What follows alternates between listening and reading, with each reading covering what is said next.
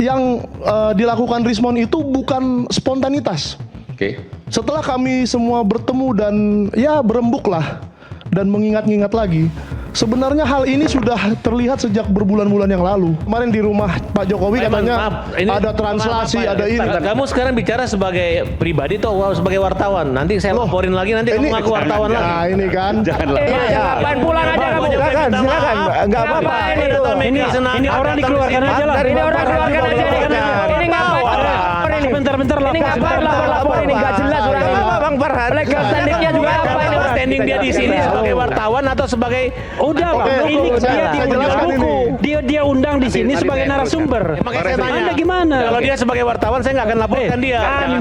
Dia diundang sebagai narasumber di sini. Kalau seandainya dari acara ini narasumber dilaporkan, saya akan bela di pemeriksaan Polda dan Polri. Nah, itu tepuk tangan. Bang Refli Karena ada. putusan Mahkamah Konstitusi sudah mengatakan, mohon maaf, putusan Mahkamah Konstitusi sudah mengatakan tidak boleh narasumber media arus utama dilaporkan. Dan ini nggak paham.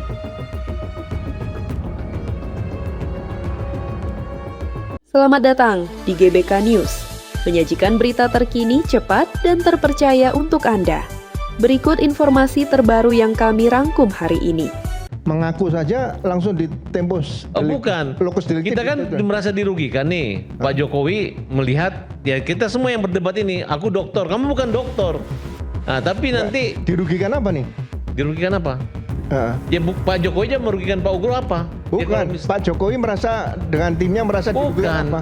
Kan dampak yang diakibatkan oleh Rismon yang teriak-teriak, ngamuk-ngamuk segala macam akhirnya berujung RJ tersebut. Ngamuk-ngamuk gara-gara apa?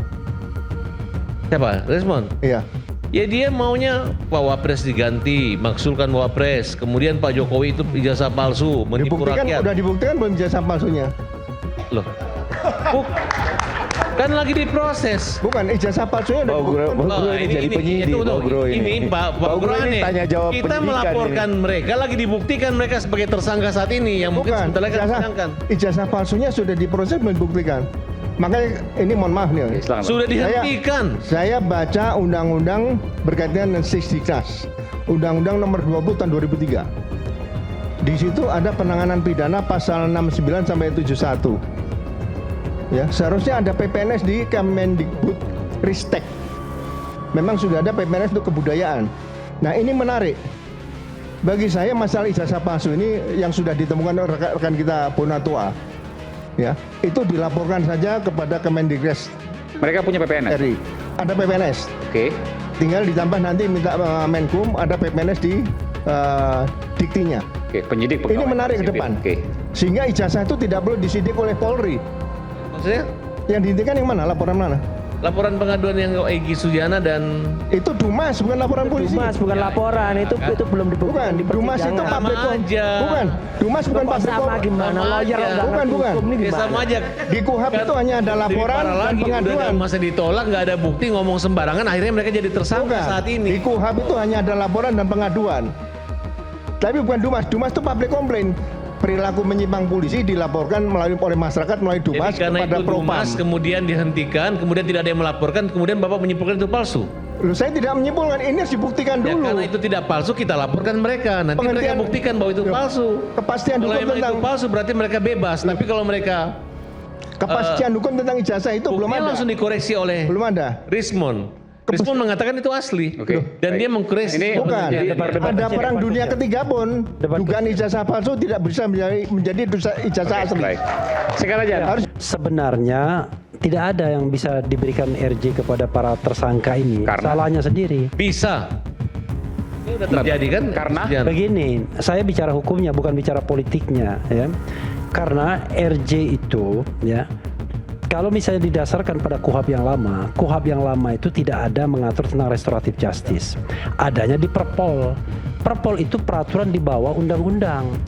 Yang baru sudah ada, yaitu KUHAP terbaru. Jadi saya ini bicara tentang Stufenbaum teori. KUHAP lama bisa eksis karena dia direfer oleh pasal 361 huruf A. KUHAP yang baru. Tetapi ketika KUHAP yang lama say nothing, tidak ada mengatur tersebut, maka balik kepada undang-undang yang baru. Nah, undang-undang yang baru itu yang disebutkan oleh Pak Ugro tadi.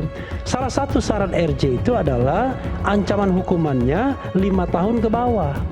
Dari situ saja sudah tidak berlaku syarat RJ. Jadi ketika kemudian RJ itu bisa ditembus hanya dengan subjektivitas datang ke Solo, itulah masalah penegakan hukum kita, ya kan? Persoalannya. Jadi hal-hal yang objektif di undang-undang yang ceto welo-welo bisa diterobos.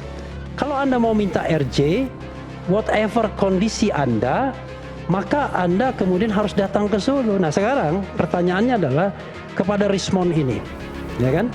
Apakah kemudian kalau dia sudah minta maaf ke Solo, tiba-tiba RJ bisa didapatkan dengan menerobos undang-undang tentang KUHP yang baru ini, pasal 79-80?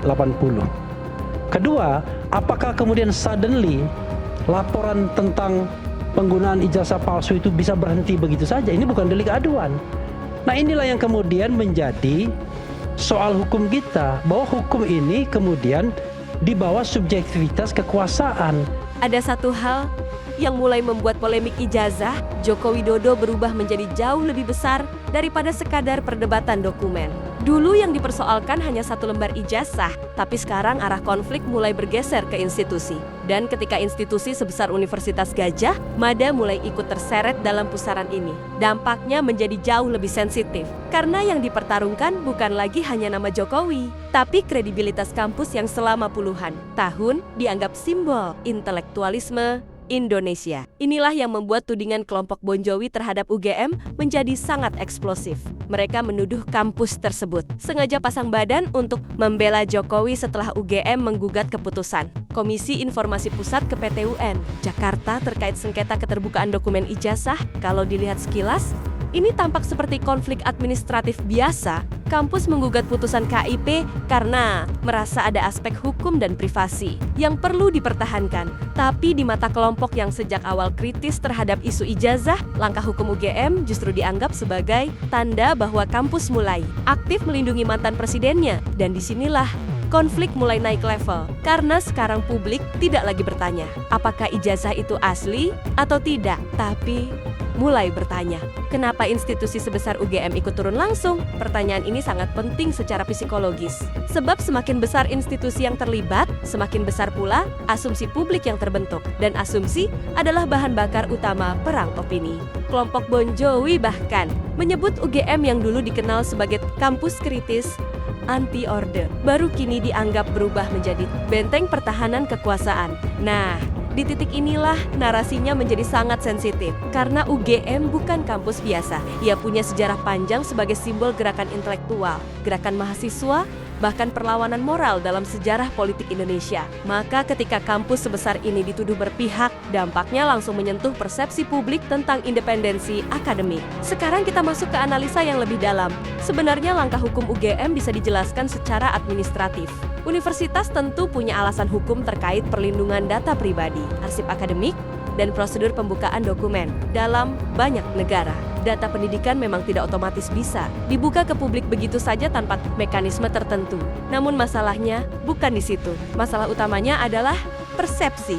Di era digital sekarang, publik tidak selalu membaca detail hukum. Publik membaca simbol. Dan simbol yang terbaca sekarang adalah kampus ikut turun tangan. Akibatnya, ruang publik langsung terbelah.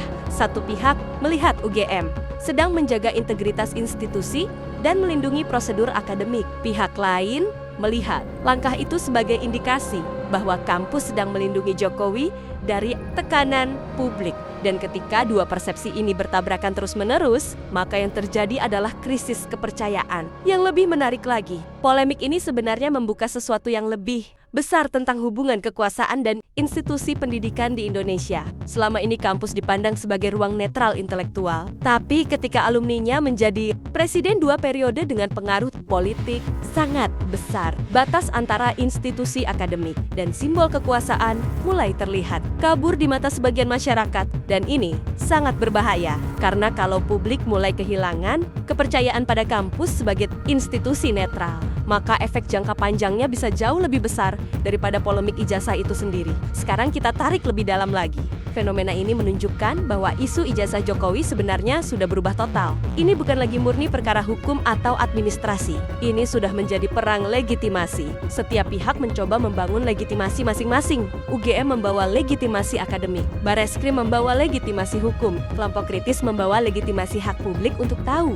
tokoh-tokoh oposisi membawa legitimasi moral dan politik, dan publik dipaksa memilih siapa yang paling dipercaya. Inilah kenapa isu ini tidak pernah banner-banner selesai. Karena masalah utamanya sekarang bukan lagi dokumen, tapi kepercayaan terhadap institusi yang memegang dokumen itu. Yang paling menarik adalah bagaimana media sosial memperbesar semuanya. Dulu, polemik seperti ini mungkin hanya berhenti di ruang sidang atau forum akademik. Sekarang, setiap langkah UGM langsung dianalisa, dicurigai, dipotong jadi konten, lalu dilempar ke TikTok, YouTube, Facebook, dan X. Dalam hitungan jam, opini publik sudah terbentuk bahkan sebelum penjelasan resmi selesai dibaca. Dan di era algoritma, emosi selalu bergerak lebih cepat daripada klarifikasi. Inilah sebabnya tudingan Bon Jovi cepat viral. Karena narasi kampus pasang badan jauh lebih emosional dibanding penjelasan. Prosedur hukum PT UN yang jarang disadari publik adalah bahwa konflik seperti ini sebenarnya sangat menguras kredibilitas semua pihak.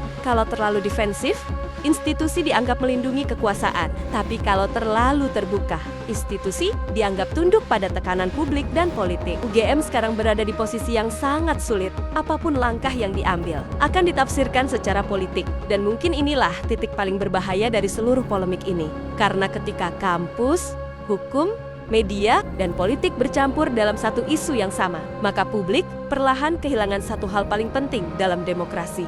Kepercayaan bahwa institusi masih berdiri di atas kepentingan politik.